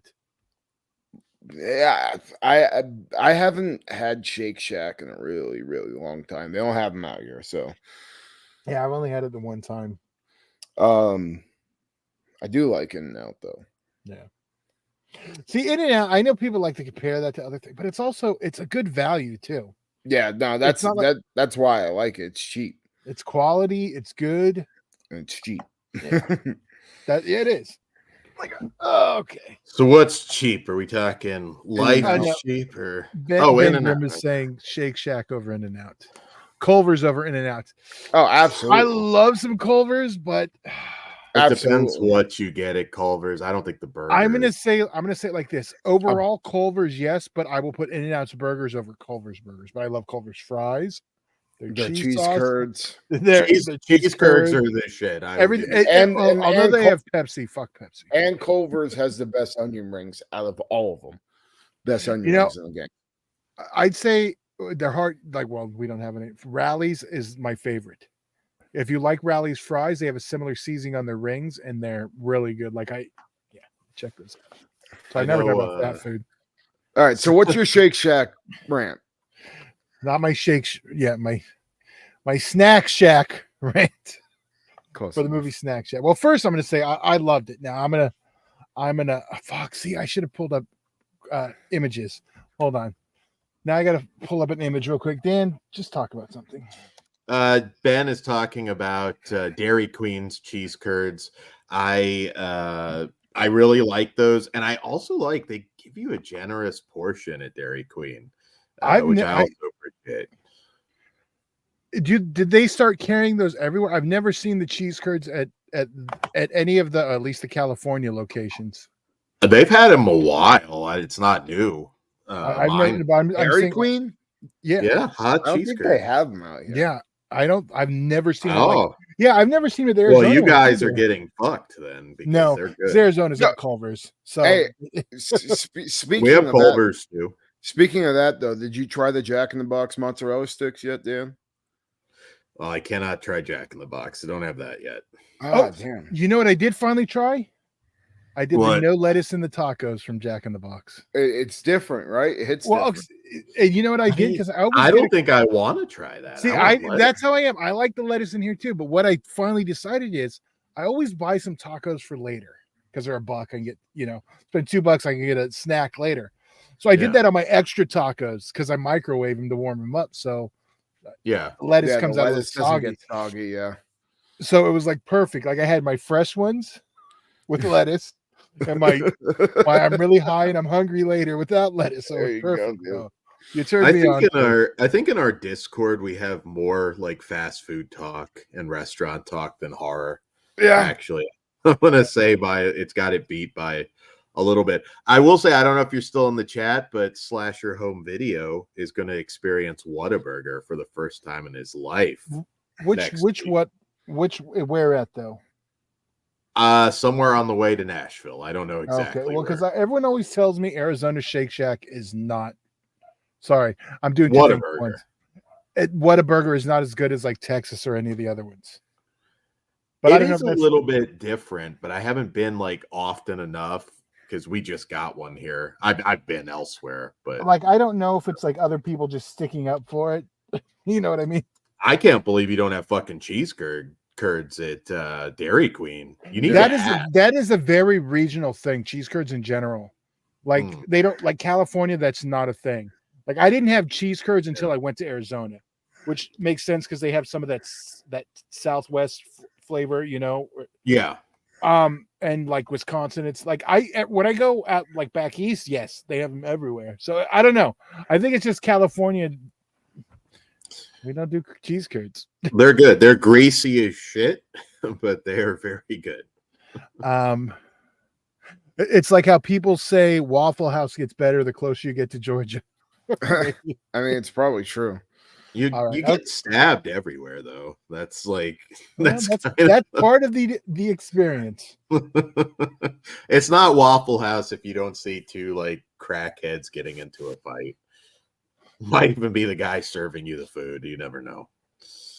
Okay, so here we go. My thing. So we all know like 90s is my thing. Like I notice things like when watching stuff. Like if I watch an 80s movie, I'll notice some things off. Like if this has come up on the show many times. If I see like a 90s videotape in an 80s movie, I know what logos it like immediately throws me out because I know it's off. But like specifically media in the 80s, I'm really good at. Some other things, you know, memories fade, but 90s, I know. And I was watching Shake Shack. First thing, I did love it. And I heard a couple of people mention, oh, well, there's like no parents in the movie. I don't think I saw my parents like 2 or 3 times in the summer in 91. So it felt factual. You know? We were cut off and we were free. So I'm like, okay, they're nailing it. It looks right. It feels right. And I'm like so excited. And then we go to the fucking store. We're in a grocery store, and I'm like, and I was so mad because they fucked up. Like we go and it's actually they pass by some Diet Coke and some Diet Caffeine Coke, free Coke. I had still not double checked to make sure caffeine diet free Coke was a thing yet. The year is 91, I believe is correct. But this is something most people aren't going to notice. You know what they fucked up? What? The shape of the Diet Coke. No, it sounds weird. You fucking nerd. No. It sounds weird, right? Oh, I'm going to show you. This is what, when you think of a 12-pack of Diet Coke, you see, right? Yeah. Right? That's what a 12-pack of Diet Coke looks like, right? Yeah. Okay. Yes, it does now, but it didn't in 1991. It looked like this. Hold on, let me. Todd did deep research. Oh no. They look at that. See, remember they were square. They weren't long boxes. They were 4 cans, not 2 rows of 2. So I was like, oh my God, how did you fuck that one detail up? I was so mad. I wasn't really mad. I was just like, you dumb motherfuckers. It was like when Jordan Peele fucked up the Chud VHS. Oh my God. Yeah, but at least but I didn't love that movie. So I was like, oh my God, you fuck. And then 2 minutes later, if I wasn't already, it's funny because when I was watching the movie, our female lead, Brooke, played by Mika Abdallah. I'm not really sure how, but I was like, she'd definitely be the type of girl that I'd go for, you know, back in the 90s. You would have stuck it to her in 91. And then after this Diet Coke thing, I was like, and she like managed to save the whole thing for me. She said a line that made me fall in love with her. And now like she's the Dario level because of a line and because of a horror film. When you watch the movie, did you say Dario level? No, you know, I talk about the moment watching Burying the Ex, and I was like, oh my God, now I'm in love with her after the monster cereal stuff. We have a moment on this. So like after the moment happened, I was like, all right, I forgive the other shit. This is a 5 for me. I love it. Oh. Yeah. It's I didn't funny. get to see it. It's just I'm seeing like 9 fucking movies. I get it. I'm glad yeah, it's fun. It is. It's great coming of age film. If you know the era, I can't wait for it digital. I know I already see it in the coming soon section on Fandango at home. Did you know that, Dan? Voodoo is not a thing anymore? It's Voodoo Fandango. I mean, Fandango. No, they dropped the Voodoo. They just haven't fully changed the logos yet. It's Fandango at home now. So okay. So if you notice it disappears the logo and you can't find it on your Roku, look under F. Oh, okay. Thanks for telling me. Yeah, because you would have. I'm sure you would have had a freak out. Okay, yeah. So there I am. See Shake Shack. I think it's a really great film. Another one for 90s lovers. Yeah. Would you classify? You said coming of age. Is it a sex comedy? It's not. I mean, sex is obviously involved in all coming of age stories, and it's a comedy, but it's not a sex comedy. There's some elements in there. It actually hit really close to home with a lot of stuff. Like, once you see it, I'll talk more about it. But like, if you guys really want us to talk about, I mean, I'll talk about it. But that'll be in Patreon because I'll watch too much 90s stuff for me to publicly talk about. I'll watch that as soon as possible. That can be a good patron video. Even when it hits digital, it'll be a good reason to talk about it. So yeah. If you don't make it out, because I think Pugs will really like it too. Kruger, I think this is not going to be one for you, but you don't remember the 90s that well. You should have fucking ripped her jaw. Fuck that bitch. Yeah, right. Exactly. All right, so we did that. Do we want to watch the trailer, or we'll save you the match stuff for last. Let's do the trailer. All right, Alien Romulus, let's go.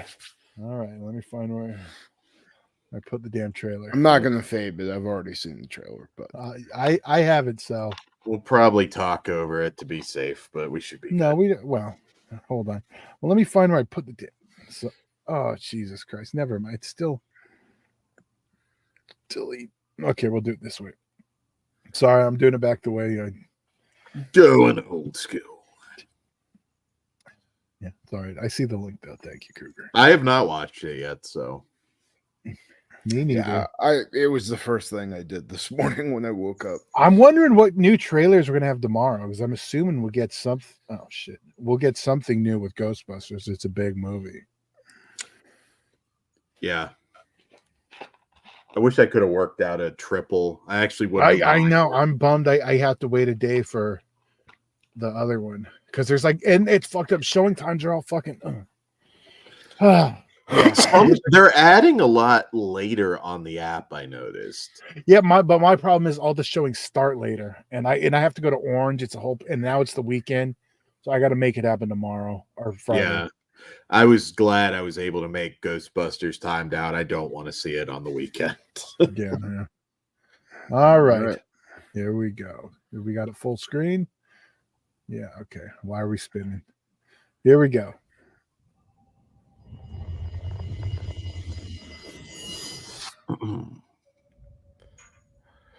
Yes.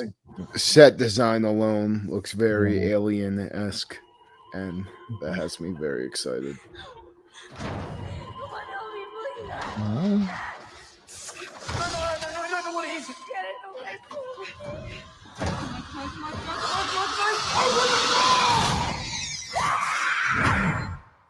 Run. I didn't like the CGI shot to start off. Facehugger pullout game strong. I don't know. I have a feeling it's still knocked up.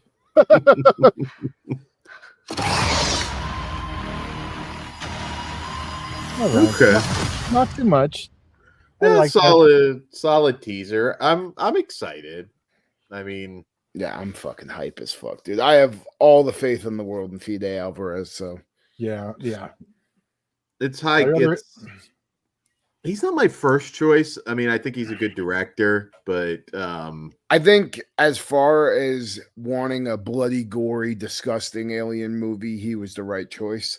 I heard that this that this movie does have a like very, very graphic scene that made a lot of people have to look away. So I'm pretty excited about it. Wasn't it shot during the strike? So you had to use non SGA actors. SGA act. I'm not sure. I on that. doubt that it was SAG. Was it shot out of the country? Let's probably. Oh, I'm sure it was. So I mean, it wouldn't be out of I don't know. I haven't followed that much. Like, is there any known cast in it? I don't even know. I mean, it is the stars obviously the alien. No, I know it didn't have like big stars. It's really bizarre. I just looked it up. They don't even have character names listed yet. Although that I could see that making sense. Wait, is Roadhouse up yet? Let's see. I think it is. Are you looking it up? No, I mean they have to. No, these are definitely SAG actors. Yeah, I mean Transformers, Sicario. Got a new Violent Nature in a Violent Nature trailer. Yeah, I saw that one also was about to play. We're kind of weary on trailers lately. Yeah. Without checking them, we might. I'm thinking we'll do a pre-recorded one, so we'll do it live for Patreon, and then we can like drop it on a Wednesday if we do it. Then we don't have to worry about it going black. Yeah. I know people are excited about that in a Violent Nature trailer, the new one that dropped. Well, no, it's the same. It's the same one they played at. What was it? Something that I just stop motion. I got the confirmation. Roadhouse debuts tomorrow at 3 a.m. Eastern, so midnight Pacific. Wow, well, that's weird. Most Amazon ones they like do them like 3 o'clock. They may still check early because normally they like drop like the new episodes like at 3 o'clock on like Thursday instead of like midnight. But maybe I don't know. Roadhouse is kind of a big deal. So. I know Gyllenhaal was pretty pissed that it didn't get a theatrical. Yeah. Well, people have seen it in theaters besides test screenings. I know it just had some screenings a couple days ago where, this Amazon normally does that. You can find a couple screenings. So that one did have some free screenings too recently. Like I know there was one yesterday. I saw people posting, about sweet. I have one thing I did want to bring up. If you go to an AMC, if you have AMC near you, some of them might be better about this, but sometimes they have giveaway posters that they keep behind the counter for some reason, which is bizarre. This might just be a my local theater thing, but it's not. They're the good card stock too. It's quality paper. Not all of them. Drive Away Dolls is really good, but like the IMAX fucking Dune is like thinner than a average sheet of paper. It's like super thin. Yeah, so, I mean, in like, a frame you wouldn't. Well, even then, no, like it was like as I was touching it, it was like just touching it was giving it wrinkles. It was the thinnest paper, like even like the normal, 11 by 17s, the stock, but there's thinner. But this was like an 18 by 24. The Drive Away Dolls one. Yeah, I know. You discovered. I told you like when I got mine. Yeah. The reason is because they're supposed to give them out on the premiere, and then they normally put them in the back. Like if you went and saw the first showing of Drive Away Dolls the day it came out, you would have got that poster. If not, they get put out of the way and they forget about them. So you can always ask them if they have any giveaway posters at the box office, or not the box, the customer service. Yeah. No, because I get the posters all the time, but I can go to the first showings of pretty much whenever. I'd love to get one for Love Lies Bleeding. I haven't seen one, but if I do, I'll grab it. You know what? I found a whole bunch of fucking random posters for when I was going through my posters. Besides, I saw your John. Are you giving away any of the? Or are you selling? No, you're not. You're not getting any of. I have some. Yeah, I have a stack of free crappy ones. But I found a bunch of the mini posters for Urban Legend too.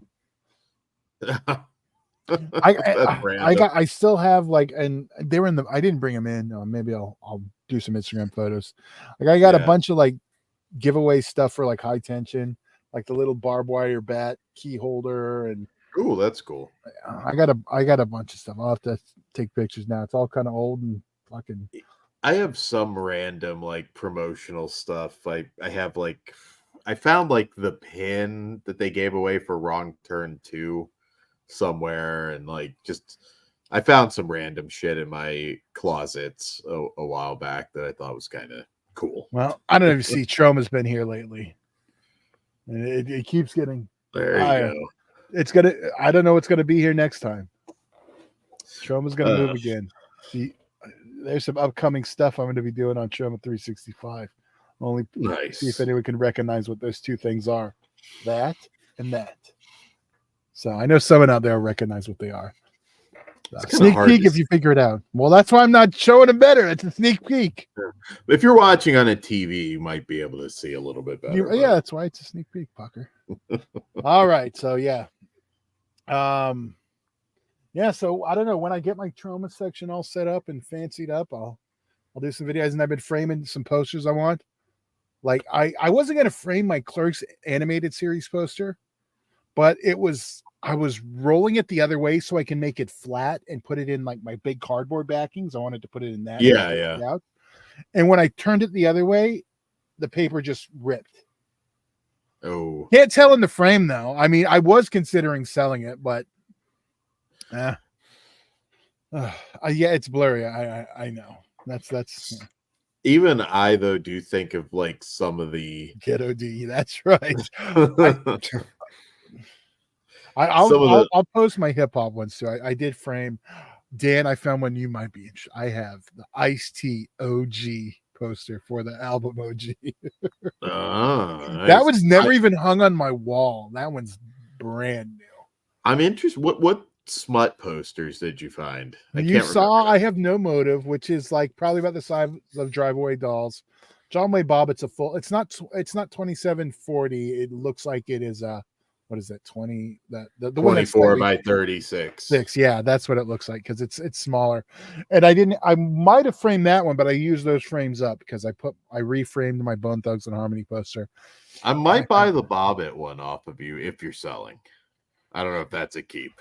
I'm up in the air on that one. I put it in my cardboard backing so I can let it straighten out more so it's not super rolled. But it's funny, like some of the posters like I kept, like I framed my Menace to Society one. That poster's beat the shit. Not as bad as my Hostel 2 poster, which I'll take a picture and post in Discord because I can't.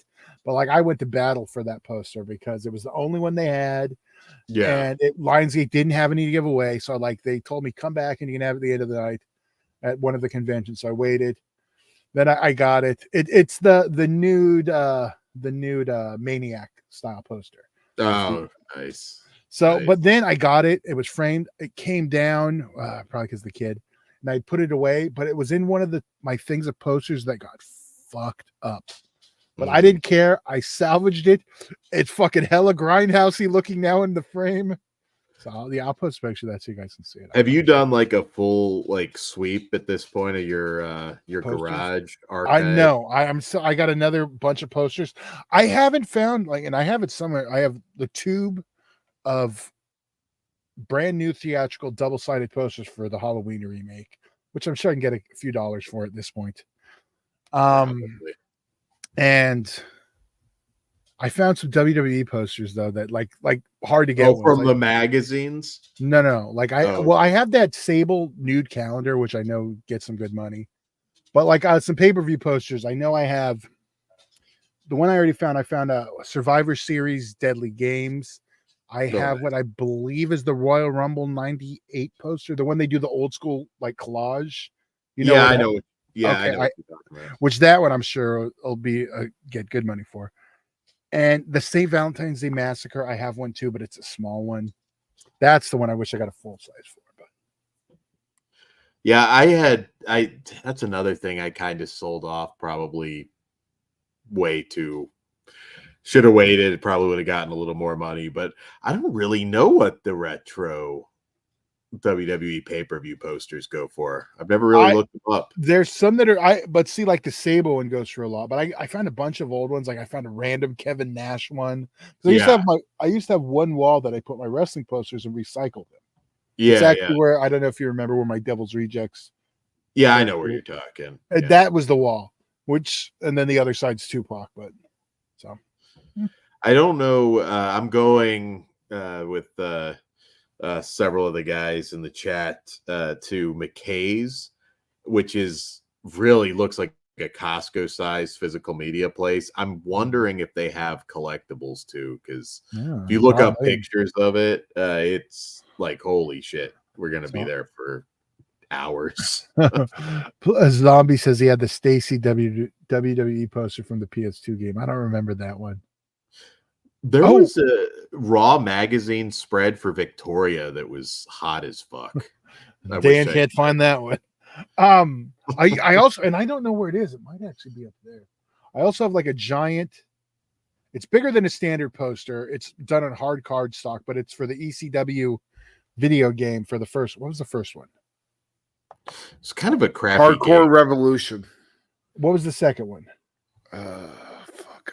Isn't one of them have Van Damme kicking on the cover? Yeah. Whichever one that is, that's the giant poster thing I have.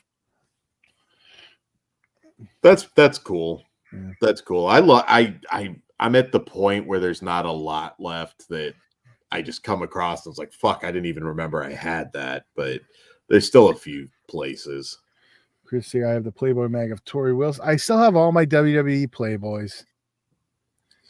So, but all right, before we'll keep talking about other stuff. We can go back to nonsense if we want, but we do want to watch not some nonsense. Kruger, you want to set up what we're going to be looking at? Some violence. Yeah, this is just a couple of clips from some of the shit I did this past weekend. Yeah, you don't need to play it with audio, Todd.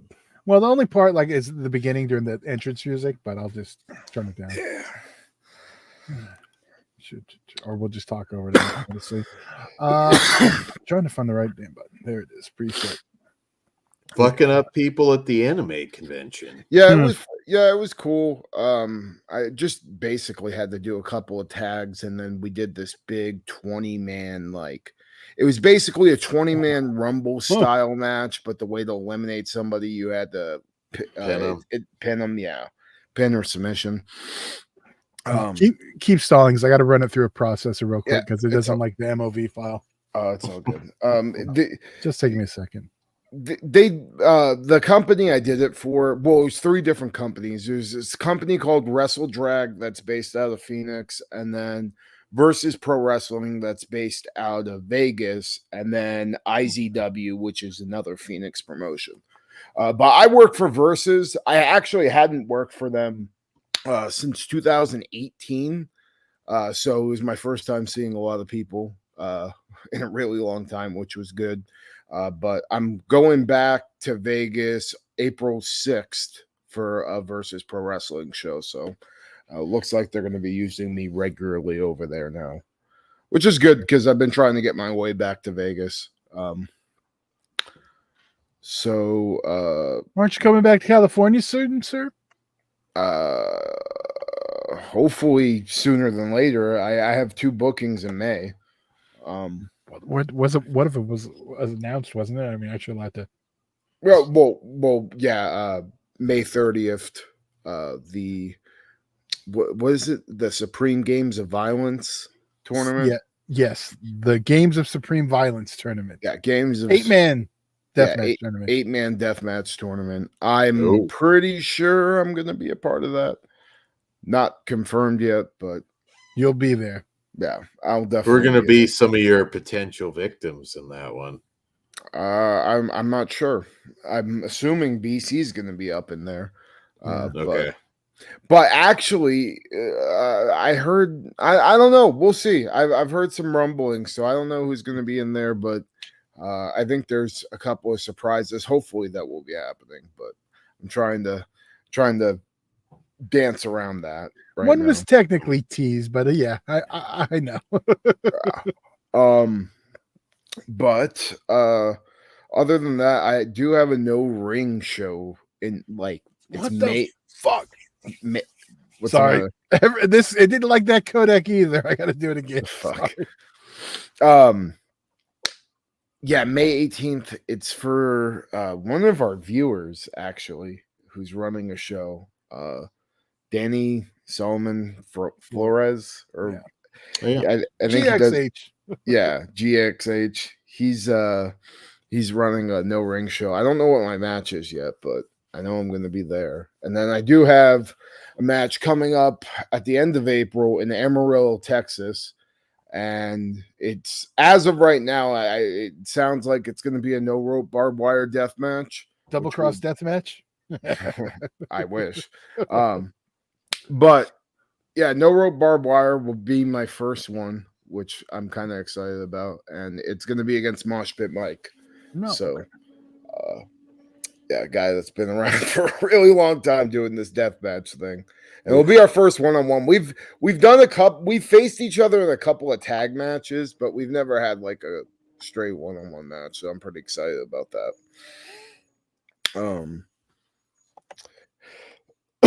Other than that, hopefully, gonna pick up some stuff for later. I'm also gonna. Me and Ridge are gonna try to run a couple of events this year in cells. It's like near the res. We ran a show out there like a few years ago. Him and my buddy Lewis and a couple other people. So we're gonna try to get something going, hopefully by June, and then run also a October show because there's like a big Oktoberfest thing. But we have an idea of like a cool like Halloween theme hardcore match for the main event. It'd be like me, Beast the Butcher, who's based out of Vegas, and then Sage. I think that would be fun. Yeah. All right, here we go. So yeah, this was the end. Well, it doesn't. Just not audio's not working, so that's fine. Yeah. So this was me hitting one of my finishes on somebody at the beginning, and then I ended up getting the tag with my kids for the first time. These are the two kids I train with and have helped train. We got to do our first tag match with all of us together, which was fun. Nice. But yeah, this was I love doing spot shows like this. Like I said, it's no pressure and you can just go out and fucking have fun. And that's basically what we did. And there's a shit ton of fucking people there on the second. The first day was a little light, but the second day there's a shit ton of people. And there's also a shit ton of people there the last day too. So the first night was Friday. This was Saturday. Yeah, this was Saturday night. So this was the second day. Yeah. UEW Tag Team Champions. Yeah, UEW Tag Team Champions and Crimson Crown Tag Team Champions. That's right. So yeah, this was towards the finish. I wish they would have got the actual finish of this match because I hit one of my new moves on this guy that's dressed in the Ash Ketchum outfit. Also, it was fun. Oh yeah, and also I had Pikachu in this match too. Oh man, your arch enemy is becoming your arch rival. Yeah, it's like your Pete Rose. Oh, there we go. Pounce. Yep. Boom. That was nice looking. And then this was the last day. Hopefully I'll have full matches of all this shit soon. But we'll definitely watch those on Patreon. Yeah, this is just shit we got on like fan cam. But yeah, this was the battle royal towards the end. Or actually this was the last match of the show. And then yeah, we did a little angle here where Juan and I decided to do alliance, but then he fucks up, so I end up kiboshing him at the end. There's Rudy, California. Oh, little native. Rudy? Yeah, that's Rudy. I didn't even recognize him. You're about to see me hit him with fucking Into the Abyss. Oh, that looked like some child abuse there. And then double choke slam. Kids fucking got up like champs. But yeah, and then I ended up taking a fucking shoot kick to the face because I forgot to put my fucking hand up. Also, that was an oversell. He hit me with a one punch. Oh, but yeah, so I got a nice gash on my upper lip from that. But all in all, fun weekend. Nice. Yeah, the Looked one great. you can't really tell on camera, but the reason I fucking solo crazy like that is because the guy has a gimmick where he puts his hand out and then does the 1-inch punch. So the idea was to oversell the fuck out of it and then sell up for the kick. Got it. Yeah, but yeah, hopefully I'll have the full matches soon. Then we can watch those on Patreon. But all in all, it was a fun weekend, and the double choke slam clip alone fucking made me happy. Like as soon as I saw that shit, I like screen grabbed from it, made a new profile picture on Facebook. Yeah, no, that looked really cool. Yeah. That looked really cool. So yeah. Also, if you want to follow more of my wrestling shit, Michael Kruger lives 666 on Instagram, Michael Kruger on Facebook. Check me out. There you go. Check him out. See him live.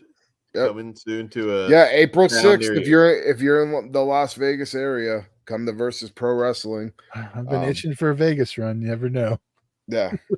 April 6th, and then April 27th, if you're in Amarillo, Texas, OXW, me and Mosh Pit Mike in the barbed wire death match. So that is gonna be awesome. Chris C, the slasher dude, said, "Love wrestling like that. Great shit, Mike. Thank you.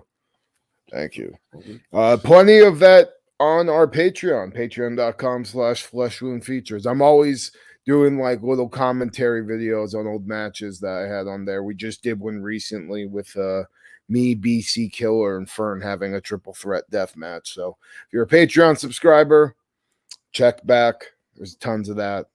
And if you're not a Patreon subscriber, you can check out UEW on Stream XPW. Yep. Episode 1 is up right now. Episode 2 should be debuting anytime, hopefully tomorrow. Yeah, fingers crossed. And yeah, check it out. It's been fun revisiting it, and we haven't started yet, but I plan on getting, and I got to hurry up because they're gonna start stacking, getting some people together to talk about like what was going on at the time behind the scenes, just so that'll be cool. If I ever find it, I will put my much less smooth stuff up there. Yes. I did have a pretty mean, like I would actually bump people with like a crotch thrust, which it was fucking technically sound. I have to ask Kruger. So does it annoy you, or do you want to see his stuff whenever he talks about his luxurious wrestling career, Kruger? I haven't seen anybody do like a jumping crotch thrust. Or does it just anger you as he does it? I don't know if you could see the smoke coming out my ears yet, but it's just slowly going up there. But don't you want to see it so you can laugh at it, though? That's the thing. Not really. It's pretty funny. I'm not saying it's good, but there's some fun shit there. I had the night at the Roxbury kind of gimmick. I just want to see you do the Night of the Roxbury dance. Johnny Butabi already does that gimmick. Well, this was like 25, probably longer years ago. So yes, I had a mean crotch thrust. We need to bring the crotch. No woman ever. Kruger, I will pass the crotch. Any of your trainees that want to use the crotch thrust, tell them they can use it. They have my blessing. I wish I could just find that. That's all I want to find. Ben Grimm says, "Bring back the Kruger rage meter." Yeah, the blood pressure gauge. I don't know if that's why I have this lighting, because now you can't tell how red I get. All right. Well, do we have anything else, gentlemen? Pikachu could do the crotch thing. That'd be funny. Did you want my Magical Negroes review? Yeah, go for it. It was all right. It was cool. It was exactly what I thought it was. It was really cool to see David Allen Greer on the big screen. I think that was my favorite part about it. Was it magical? It was. I mean, yeah, it was. But it was exactly what I thought it was. It's basically a romantic comedy with magical Negroes, and it was. I don't think anyone here is going to like it, but I know Pugs is going to hate it. But yeah, I'd fine with it. I liked pretty bad. I'm sure it did. But I also don't think that was a film that was it really. It wasn't like it's a fucking Avengers. It was a small budget film. No, but I thought I heard somebody say 3 million. That's pretty bad. For it got a lot of advertising. Yeah. It's one of those movies where you see the trailer like, oh, that could be fun. Then that's what you're gonna get. If you see it like, oh yeah, I don't want to see that shit, then you're probably right. Yeah. So there's my thoughts on the American Society of the Magical Negroes. Okay. Why you make it so weird, Dan? Okay, Todd. I don't have to say it if I don't want to say it. I know, but you don't have to groan every time I say Negroes. It's you didn't even say it as part of the title, Todd. That's fucked up. Oh my god. Am I wrong here, Kruger? Is Dan just being really, really out there on this? Not like I'm saying the Fred Williamson movie, Dan. It's The Boss on Blu-ray. Not on my cover, it's not. Not on my poster. See, that is not appropriate for me to say on YouTube. There you go. I'll give you that. What I mean, it is because all the videos I watch say it, but it'll be okay if Pug said it. I know how it works. I know. We haven't talked about this. That's the first time I've got a Christmas vacation reference about my name. You're Cable Channel 11. You are the first. I get it. Sex Before the Internet is awesome. How far have you gotten? Not very far. So you're further, but the Real Sex episode. Now this is Vice, right? Yes, it's on Vice. Yeah, Vice. Sex Before the Internet. They have episodes on Real Sex from HBO, which if you were a fan, fucking watch that. That's how I got Dan to watch it. That is how he got me to watch it. You want to get me to watch TV? There you go. What else was there? They've got. What other episodes do they have, Todd? You did Cat House, Showgirls. Showgirls is one of the later ones. I haven't watched. That's how. There's 2 episodes. There's Showgirls and there's one other one. I want to say like the gay Hugh Hefner, but I haven't watched the last 2 because I know as soon as I watch the Showgirls one, I'm gonna want to watch the movie, and so I'm trying to make sure I have time to do both. So I haven't watched it yet. But there, the Wicked episode, Jenna Jameson Wicked. That's a really good episode. I know that, I know you were not a Vivid guy, but I don't know where you were with Wicked. I mean, I saw Vivid and Wicked productions. It's funny watching that makes me kind of miss that Wicked era when they were doing the big budgets. Like I totally forgot about Conquest. Most 90s erotica was pretty cheap. But I mean, that's what I'm saying. Like they were still trying to make movies at Wicked when they started doing that. Yeah, and looking back at them now, like Flashpoint, I'm like, those are actually, that's the end of that era. I mean, if you really look at it, after that, I mean, yeah, you have Pirates and a couple Digital Playground stuff, but I mean, they were a lot less often. You had the Axel Braun parodies. There was something different about those. See, I don't know. It's something about those 90s shot on video, but still trying to be a movie. It's like SOV. I mean, it's all SOV porn, but I mean, it gave it something that's like different now that you don't have in like post once you've gone digital. But it's still not exactly the stuff on film. It's like that bridging era. It's like really interesting to me now, and I don't know if it's that times past. I was at the right age. That was like a majority of my porn watching was, that era. So that was like. Interesting. That was a really good one. The Joe Francis, fucking that one. He's such a douchebag. girls gone wild. Yes, we got that one. You name it. Phone sex lines. I was impressed that Real Sex actually got people that were on the show. That's Dr. Susie, if you remember that. Well, don't give too much away because we are going to expand on that one for sure. Okay, yeah. I might watch it again. I'm sure you will. You'll watch it before. Like there's, it's worth checking out. I hope we get another season. I know this one just ended, so And then another one I told Pugs tonight it's starting, and I forget the exact name of it, but I'm going to look it up because I just sent it to Pugs and it's right here. It is called Icons Unearthed, and the new season is about Batman. Vice, yeah, Ben. Yeah. And they already had I guess a Star Wars Icons series, and then what was it, and a Marvel one. But yeah, this year's Batman, and I think the first one's about the movie. I'm not really sure the format of the show. I just know they do a season talking about a property, and I'm not sure if it's movies, comics, or a little bit of everything.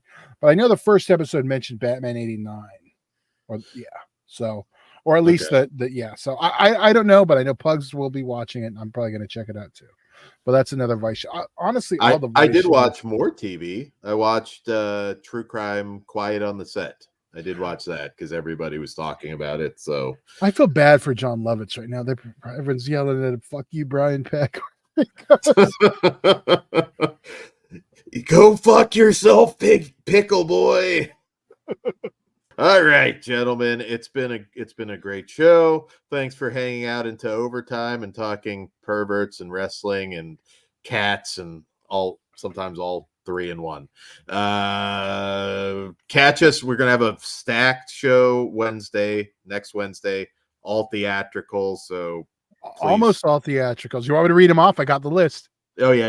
Read it off. We got Ghostbusters, Frozen Empire, Woody the Pooh, Blood and Honey 2, Late Night with the Devil, Immaculate. We have an AMC Screen Unseen, which we're thinking is a Sting. Then Sting. And then we have on Shudder, You'll Never Find Me. So here's a question, Todd. Are we doubling Dark Side of the Ring again? Yes, we are, and we're going to talk about a date when we're done. That's what we're going to. Okay, and next patron stream, JG wants to know. Maybe I'll figure that out. We might do. I'm not 100% sure.